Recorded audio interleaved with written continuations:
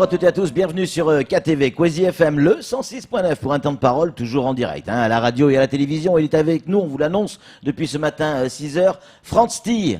Il est professeur agréé d'histoire, il a fait une conférence, c'était vendredi, sur l'histoire du djihadisme et la radicalisation. Il est donc avec nous. Franz, bonjour. Bonjour. Merci d'avoir accepté notre invitation. Alors, on aurait aimé faire cet entretien avant vendredi, mais on avait du mal à imaginer que ça pouvait avoir autant de succès, en fait. Beaucoup de gens sont venus vendredi et on vous a proposé de venir aujourd'hui. Franz, l'histoire du djihadisme, ça va être trop long en 13 minutes, mais en 2 mots, le djihadisme, c'est quoi ? Bon, le djihadisme, ça vient du mot djihad, c'est un effort, hein, donc normalement c'est un effort sur soi, mais l'effort, c'est aussi c'est aussi le djihad offensif, c'est-à-dire le grand djihad, hein, qui est d'abord défensif, mais qui est intrinsèque aussi, hein, au premier temps de l'islam, dans une idée de révolution, hein, religieuse, hein, et de conquête. Hein. La radicalisation, là on va essayer de s'attarder un petit peu plus longuement sur la radicalisation. Pourquoi on se radicalise ? Alors pourquoi on se radicalise, c'est plutôt comment on se radicalise. Ouais. C'est-à-dire que souvent, c'est des jeunes en perte de repères. Donc moi j'ai travaillé 20 ans en maison d'arrêt, hein, en tant qu'enseignant, je me suis confronté vraiment... Vous avez enseigné en prison, dans des sites spécialisés, hein. Dans des sites spécialisés. J'ai été dans l'expérience pilote du quartier dédié, hein, où on avait mélangé malheureusement des gens qui n'étaient pas partis en Syrie, mais des grosses pointures avec des soldats du califat. Ça s'est pas toujours très bien passé, hein, puisque en fait les gros bras des soldats du califat faisaient obstruction à ce que je disais, jusqu'à ce que j'ai une fatwa qu'on arrête. Vous avez été menacé oui, j'ai été menacé. Oui, un surveillant a été massacré, donc il s'en est sorti vivant, mais enfin il a été blessé grièvement. C'était à Oni. Aujourd'hui, on a transformé ça en quartier d'évaluation de la radicalité. Hein, donc quand vous parlez de radicalisation, vous savez de quoi vous parlez, clairement. Oui, je sais de quoi je parle. Oui. Donc pourquoi on se radicalise ? Alors, pourquoi, comment, justement, si on savait, si on était capable de mettre... disons qu'il y a des indices de basculement et il y a surtout des terreaux favorables. Hein. Le terreau favorable, effectivement, c'est la perte de repères, le père, la famille, les familles déstructurées, le manque d'avenir.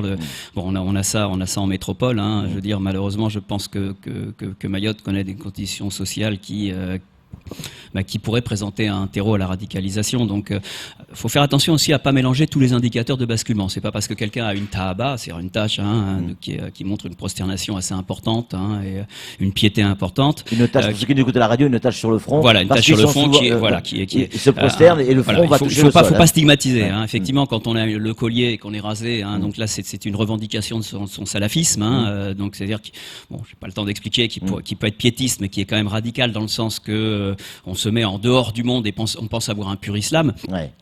Mais disons que c'est plusieurs éléments d'indicateurs qui vont montrer qu'on se radicalise. Et le premier indicateur, c'est l'isolement. C'est-à-dire quand un gamin, un jeune ou un adulte d'ailleurs, hein, commence à changer sa piété, commence à ne plus serrer les mains d'une femme, alors qu'il le faisait avant. Vous voyez, il y a un temps 0 et il y a un temps 1. Qu'en plus, il y a la tahaba, plus par exemple des éléments vestimentaires, plus d'un seul coup une parano vis-à-vis des images. Là, faut s'inquiéter. C'est l'isolement, c'est l'emprise mentale que va avoir un émir, par exemple. Un émir, ça peut être quelqu'un comme vous et moi, hein, je veux dire, sauf qu'il se prétend, hein, un émir autoproclamé ou un émir 2.0 youtubeur là, c'est quelqu'un qui va avoir une emprise sur lui, qui petit à petit va l'isoler de façon à avoir une espèce d'emprise mentale et petit à petit cette personne va se retrouver à dénigrer tout est complotiste, tout, vous voyez, et il va rentrer dans ce phénomène de radicalisation. En résumé, hein, je pourrais. Mais on peut à une autre échelle, différemment peut-être, et encore que ce que vous venez de me dire, si on prend l'exemple d'un moine.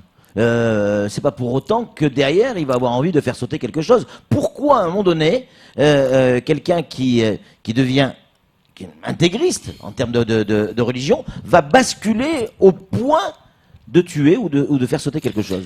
Parce que en fait c'est complètement un système structurant, hein, qui est là. Faudrait que je revienne à la fin du califat en 1924. C'est-à-dire que petit à petit il y a eu un islam politique qui s'est développé, et on a rajouté une histoire d'un complot occidental ou une humiliation de l'islam qui ferait qu'on est dans un combat et qu'on ferait des analogies entre des périodes historiques qui n'ont rien à voir, en décontextualisant le Coran, en décontextualisant des versets qui sont façon typiquement contextualisée, pour le ramener sur le terrain politique. Donc c'est la guerre en Irak, c'est par exemple. Hein. Et donc on va amener, donc bon, c'est des gens comme Sayed Kopt, hein, ou alors le livre d'Abou Naji sur l'éloge de la barbarie, qui vont amener justement vers ce combat. Et bon, vous savez tous hein, que la guerre en Afghanistan et la révolution de Téhéran ont été les deux éléments qui ont été le terreau de ce djihad, où on est passé petit à petit de ce qu'on appelle un djihad local à un djihad global, puisqu'on luttait contre les gouvernements considérés comme népotiques et laïques du monde arabe. Et on est passé de cette lutte, comme contre Nasser par exemple, avec, petit à petit avec l'Afghanistan et l'Iran, vers un djihad global, contre l'ennemi lointain. Il n'y a pas que l'islam qui a eu sa période radicalisée, les chrétiens l'ont eu avec la croisade. Oui, les croisades, quand Urbain II, le discours d'Urbain II, hein, qui appelle à se croiser, hein, donc le mot croisade viendra après, mais est extrêmement violent. Hein, il promet le paradis. Et ça a duré. Ça a duré, 100 ans. Plus de 100 ans. Oui. Bon, il y a des différences quand même, puisque donc il n'y avait pas rechercher une conquête, c'était libérer. Hein, bon, il y avait les Turcs Seljoukides qui embêtaient, qui agaçaient un petit peu les pèlerins. Hein, et donc il y avait l'idée de libérer. Hein, attention, avec une extrême violence. Hein, la prise de Jérusalem en 1099, ça a été affreux. Mais il n'y avait pas la notion de conquête. Je veux dire, c'est pas une colonisation. Hein, je veux dire, on n'est pas allé jusqu'à Islamabad. Donc c'est différent de cette révolution religieuse qui a été portée par les premiers siècles. Mais dans la violence, c'était comparable ? Ah oui, largement. Oui, je veux dire, la prise de Jérusalem, c'est affreux. Hein. Saladin ne refera pas, justement, se montrera beaucoup plus généreux lorsqu'il reprendra Jérusalem avec un sauf-conduit. La radicalisation, telle qu'on la connaît aujourd'hui, fait partie d'un cycle. Ma question, plus clairement, est-ce que ça va s'arrêter ? Alors moi, je pensais le programmer. Alors, je pense que c'est les derniers feux. C'est-à-dire que je pense, les derniers feux, ça peut malheureusement durer 10, 20 ans, 30 ans, j'en sais rien, mais je pense que c'est les derniers feux. C'est-à-dire que l'islam est en train d'entamer sa révolution. C'est-à-dire le fait d'entamer sa réforme.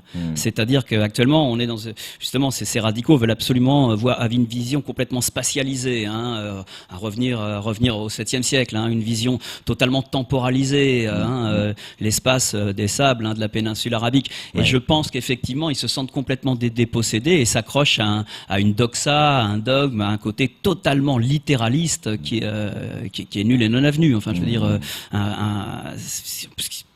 pas voir ce qu'il y a derrière le texte et ne plus vouloir l'interpréter ou l'interpréter que de façon dogmatique et littérale, ça n'a aucun sens. C'est clair, mais ils utilisent des moyens de communication très modernes.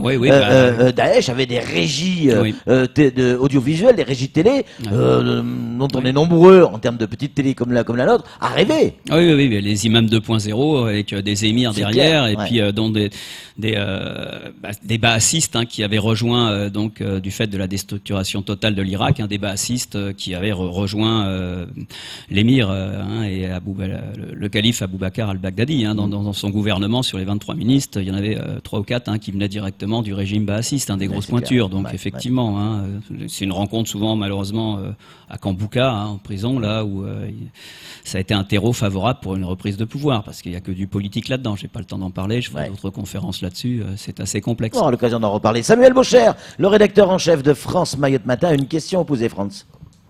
Question, réaction, je sais pas trop. En fait, il y a quelque chose qui me gêne dans la conversation que nous avons, c'est l'association de l'islam à la radicalisation. Vous avez raison, la conjoncture actuelle vous donne totalement raison, avec Daesh et l'État islamique. Mais en même temps, la conquête de Jérusalem et les croisades, c'était la conquête de Jérusalem.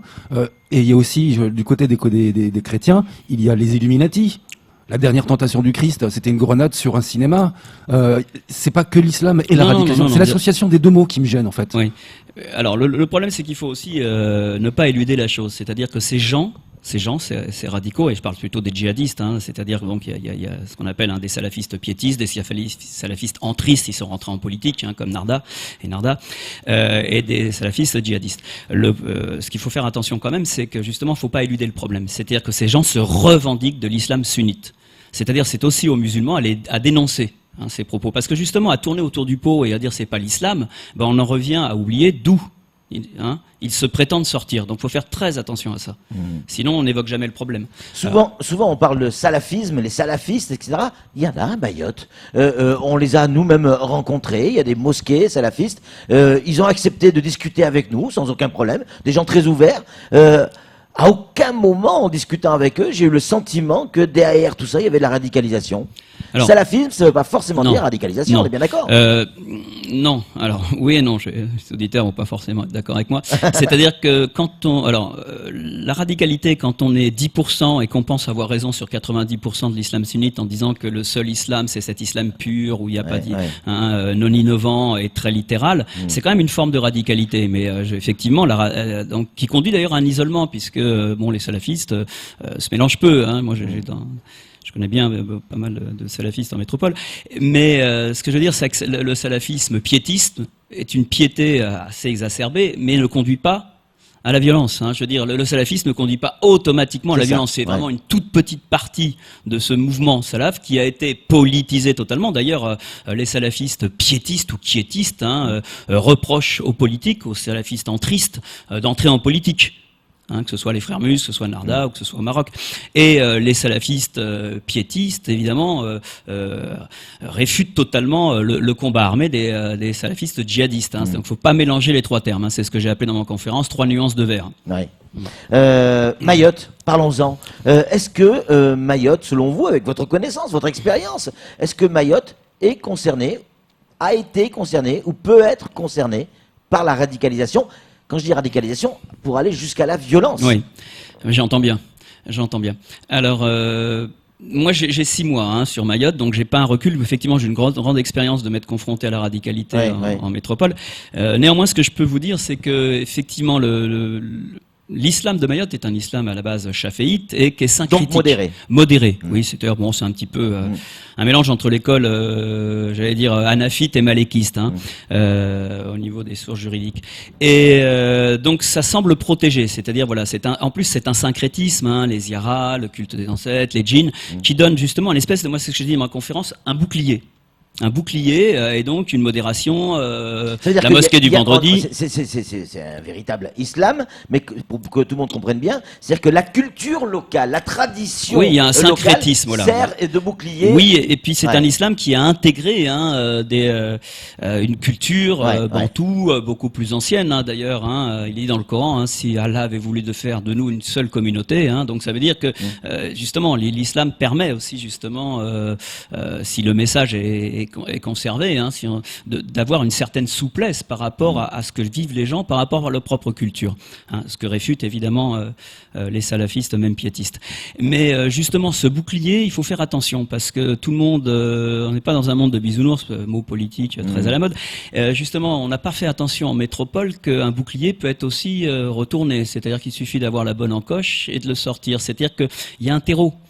Il y a un terreau ici qui est les conditions sociales, le chômage, les difficultés, la pauvreté, la misère économique, sociale et ça peut être utilisé. Ça peut être utilisé. Effectivement, il faut faire attention à des arrivées exogènes. Ça peut être tout et n'importe quoi. Des Comoriens de la communauté marseillaise passés par la délinquance ou par les Comores tout simplement. Voilà, ou par les Comores. Mais ce que je veux dire, c'est par le Kenya, par des immigrés somaliens, par des profs, pourquoi pas radicalisés.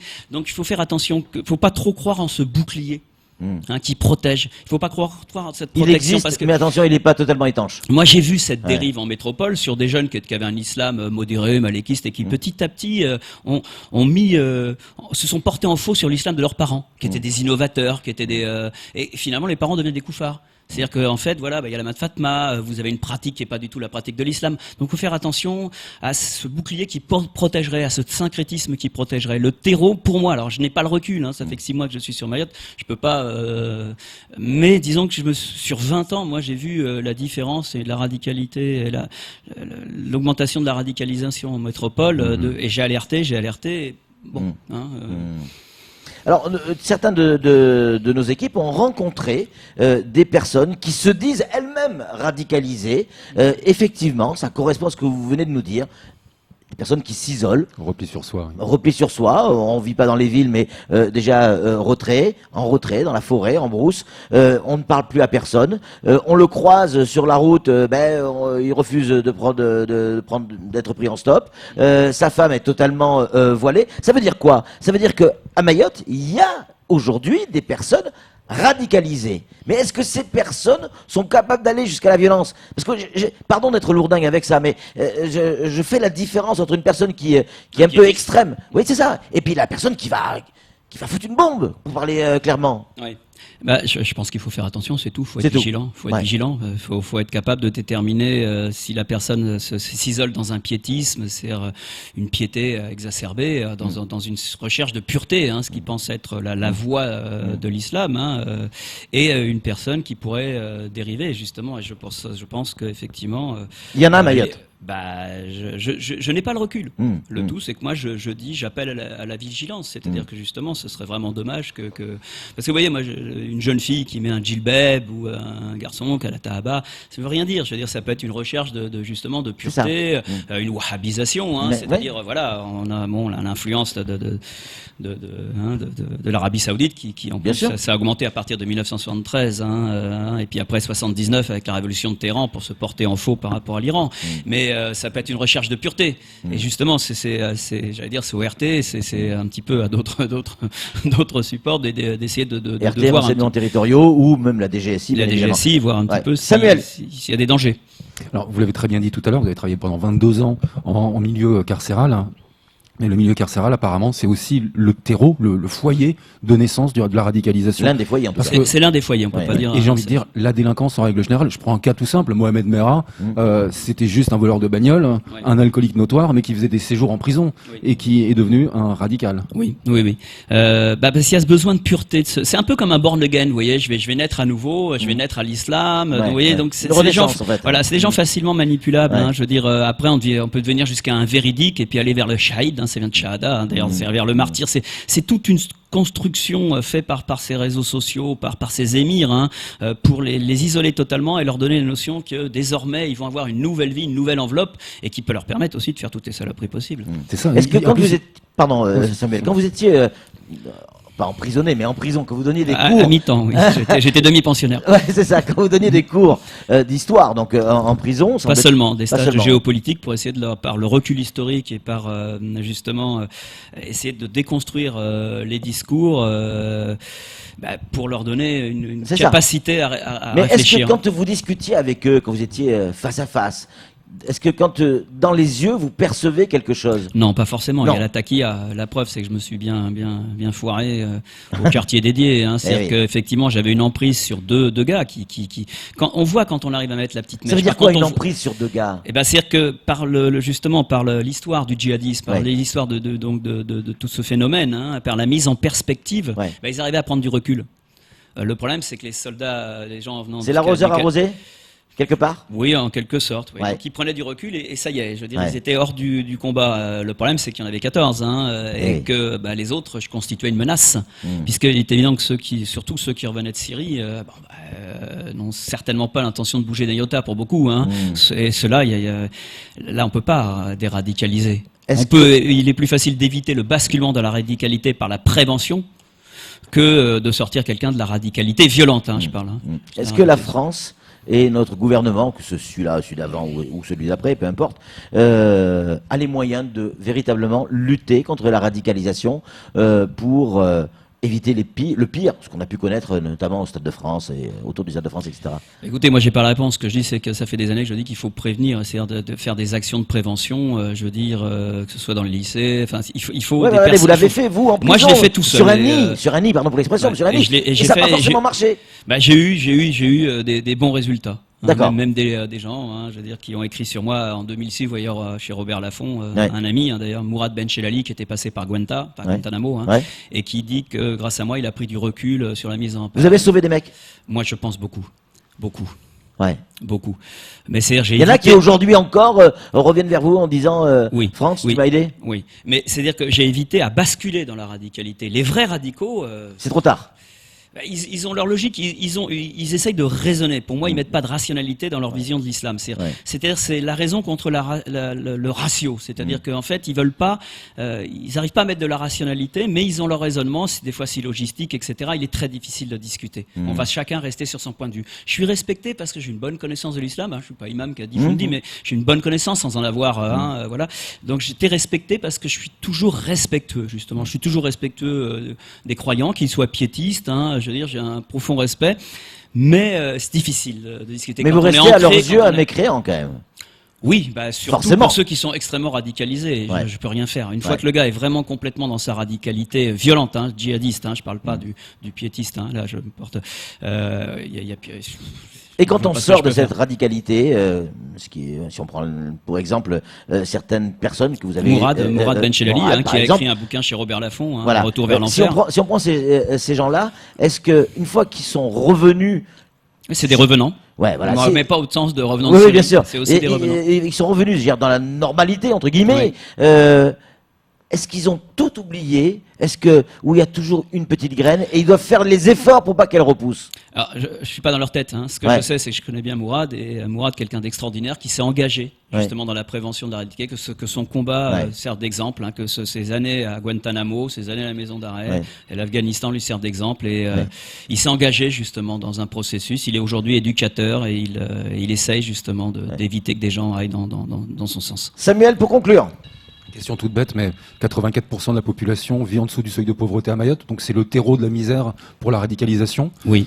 Et le centre pénitentiaire de Magicavo peut-il être aussi l'objet de être un terreau comme les autres? Ça se pourrait. J'ai pas le recul. Ça fait 6 mois que je suis là. Mayotte est à la fois protégée et peut constituer un terreau. C'est un peu ma conclusion. En tout cas, merci beaucoup, Franz, d'être venu sur ce plateau. Merci à vous. Vous restez combien de temps sur Mayotte? J'ai obtenu une mutation, donc peut-être indéfiniment. Eh bien, en tout cas, on vous le souhaite. Je me plais. On vous le souhaite. Et puis, pourquoi pas, vous aurez l'occasion de revenir sur ce plateau pour d'autres thèmes, peut-être en lien avec celui-là, ou pas. En tout cas, 1000 fois, merci d'être venu sur ce plateau. Allez, c'est tout pour ce temps de parole. Tout de suite, la suite de nos programmes.